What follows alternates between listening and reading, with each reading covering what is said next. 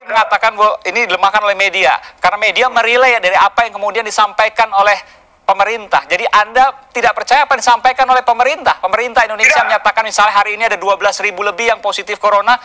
Bagi Anda itu bukan data yang benar? Tidak.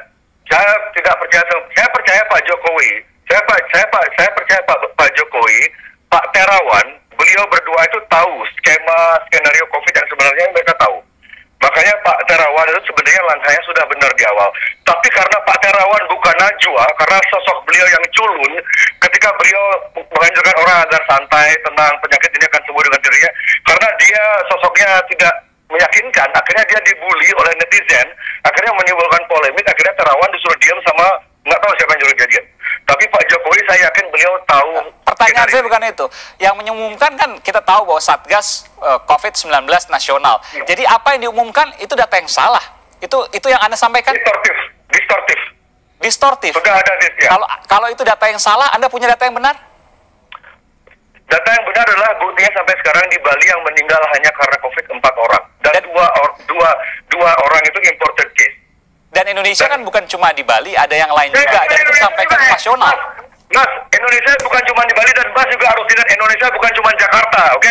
Ketika Jakarta gawat, nggak harus Indonesia ikut gawat, ngerti nggak? Dan disampaikan oleh Satgas COVID kan seluruh Indonesia, Bung Jering. Bukan hanya Bali, bukan hanya Jakarta. Bali, apakah punya persepsi yang sama? Enggak. Satgas COVID misalnya di Aceh. Aceh semua sembuh, itu gara-gara apa? Kita nggak tahu kan? Bung Hermawan, Anda punya komentar terkait ini? Iya, saya ingin mengatakan bahwa saat sekarang ini kita harus bergandengan tangan untuk betul-betul bahu-membahu melawan COVID-19 ini. Memang ada betulnya ketika di 34 provinsi sudah terjadi kasus, di seluruh daerah ini kita khawatir terjadi epicentrum baru. Nah, untuk itu kita harus perkuat komunitas, masyarakat kita, mulai dari individu kita peduli satu sama lain. Sekaligus kita memang juga menghimbau pemerintah agar lebih konsisten dalam hal kebijakan, sekaligus menjamin agar akses kita terhadap pelayanan kesehatan tetap terpenuhi, berkualitas, tidak menumpuk, sekaligus menyediakan kebutuhan dasar bagi pelayan. Saya ingin tanya Bung Hermawan, betulkah kemudian apa disampaikan oleh Bung Jering bahwa di luar negeri rumah sakit sesungguhnya kosong? Jangan dijawab dulu, kita akan segera kembali saat lagi. Tetaplah bersama kami di Sapa Indonesia Malam. Nanti saya akan berikan kesempatan kepada Bung Jering juga. Ingin mengucapkan bela sungkawa saya. Mungkin banyak masyarakat yang mengira saya tidak simpati terhadap para tenaga medis yang gugur. Itu saya sebenarnya saya melakukan semua apa yang saya lakukan sekarang ini justru karena saya tidak ingin para dokter tenaga medis di Indonesia itu tambah stres. Kenapa? Karena saat ini orang-orang itu balik seperti argumen saya sebelumnya, psikomatik itu nyata. Ketika orang dibombardir oleh informasi betapa ngerinya COVID ini membunuhmu, COVID ini membunuh, padahal kemungkinan sembuhnya itu gede banget. Tapi karena orang saking takutnya, mereka mikirin semua gejalanya, dan gejalanya itu sangat umum. Akhirnya orang beramai-ramai ke rumah sakit. Orang yang tidak sakit jadi sakit. Karena kepikiran, dan karena orang ramai-ramai ke rumah sakit, petugas medis, dokter kewalahan, dan APD itu kan harus dipakai sekali doang. Ketika mereka harus buang air, mereka harus ganti APD lain. Dan memakai APD itu 1 jam itu sudah sesak nafas.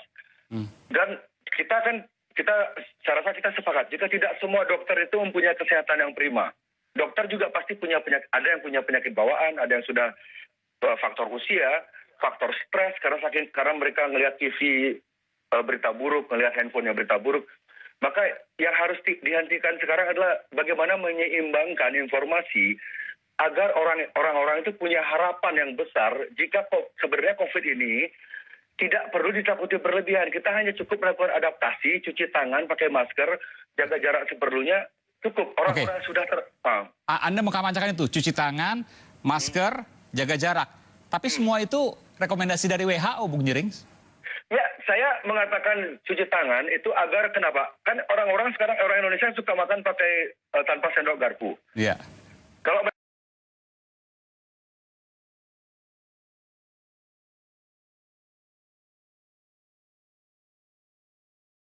negara maju sudah ada permainan untuk menaikkan angka statistik korban COVID agar negara-negara itu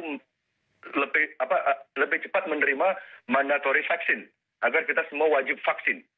Itu loh. Jadi untuk mencegah agar kita tuh bisa melawan, agar tidak semua orang terkena Wajib vaksin. Jadi usahakan sebisa mungkin Anda itu sehat. Kalau tentang masker, saya tidak peduli apa kata WHO. Saya peduli sama TBC. TBC itu 100% airborne. Kalau masalah COVID airborne itu kan masih diperdebatkan sekali.